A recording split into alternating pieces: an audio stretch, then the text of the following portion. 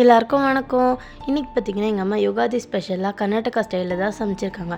வாங்க எப்படி சமைக்கிறதுன்னு பார்க்கலாம். அம்மா சமைக்க போகலாமா? ஃபர்ஸ்ட் ஒரு பேன் வச்சு அதில் கொஞ்சம் எண்ணெய் ஊற்றி கடுகு, கருவேப்பிலை, வெங்காயம் போட்டு நல்லா மிக்ஸ் பண்ணிக்கோங்க. லைட்டாக கலர் செஞ்சோம்னா அதில் கொஞ்சம் பீன்ஸ் போட்டு நல்லா மிக்ஸ் பண்ணிவிட்டு உப்பு கொஞ்சம் தண்ணி ஊற்றி நல்லா மிக்ஸ் பண்ணிக்கோங்க. பீன்ஸ் வேகிறதுக்குள்ளே நம்ம மசாலா அரைச்சிக்கலாம்.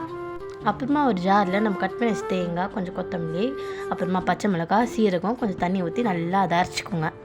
நம்ம அரைச்ச மசாலாவை பீன்ஸில் கொட்டி மிக்ஸ் பண்ணிவிட்டு கொத்தமல்லி தூவி விட்டிங்கன்னா நம்ம பீன்ஸ் பொரியல் ரெடி. இப்போ நம்ம கோசம்பரி தான் பண்ண போகிறோம். கட் பண்ண வெள்ளரிக்காய், பைத்தம் பருப்பு, பச்சை மிளகா, அப்புறமா கொத்தமல்லி, துருவின தேங்காய், உப்பு, அப்புறமா ஒரு கடாயில் எண்ணெய் ஊற்றி கடுகு, கருவேப்பிலை போட்டு தாளித்து இதில் ஊற்றி நல்லா மிக்ஸ் பண்ணிட்டிங்கன்னா கோசம்பரி ரெடி.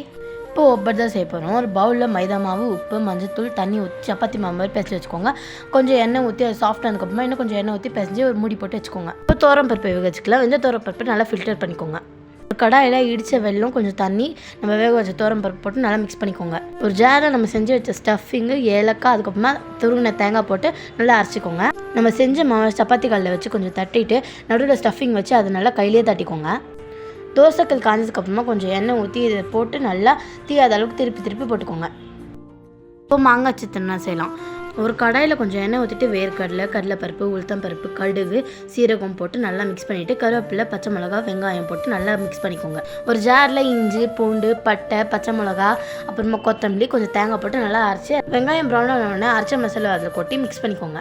இப்போ துருவின மாங்காய், மஞ்சத்தூள், உப்பு, சாப்பாடு போட்டு நல்லா மிக்ஸ் பண்ணிக்கோங்க. இப்போ நம்ம வடை செய்யலாம். கடலைப்பருப்பு ஊற வச்சுக்கோங்க. ஒரு ஜாரில் அரிசி, பச்சை மிளகாய், இஞ்சி, பூண்டு, கொத்தமல்லி, புதினா, சோம்பு, கருவேப்பிலெலாம் போட்டு நல்லா அரைச்சிக்கோங்க. இதை அரைச்சதுக்கப்புறமா இது கூடவே நம்ம ஊற வச்ச கடலைப்பருப்பு போட்டு நல்லா அரைச்சிக்கோங்க. நம்ம அரைச்ச மாவை ஒரு பேஷனில் போட்டு வச்சுக்கோங்க. கட் பண்ண வெங்காயம், புதினா, கொத்தமல்லி, கருவேப்பிலை, கொஞ்சம் உப்பு போட்டு நல்லா பிசைஞ்சிக்கோங்க. ஒரு கடாயில் எண்ணெய் ஊற்றிட்டு இது உங்களுக்கு எவ்வளோ பெருசு வேணுமோ அவ்வளோ பெருசு தட்டி எண்ணெய் காஞ்சதுக்கப்புறமா அதில் போட்டு அதை தீயாத அளவுக்கு எடுத்துக்கோங்க.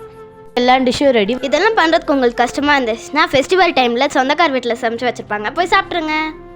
ஓகே, இந்த வீடியோ உங்களுக்கு பிடிச்சிச்சுன்னா லைக் பண்ணுங்கள், ஷேர் பண்ணுங்கள், கமெண்ட் பண்ணுங்கள், மறக்காமல் சப்ஸ்கிரைப் பண்ணுங்கள். தேங்க்யூ, பாய். நெக்ஸ்ட் வீடியோ பார்க்கலாம்.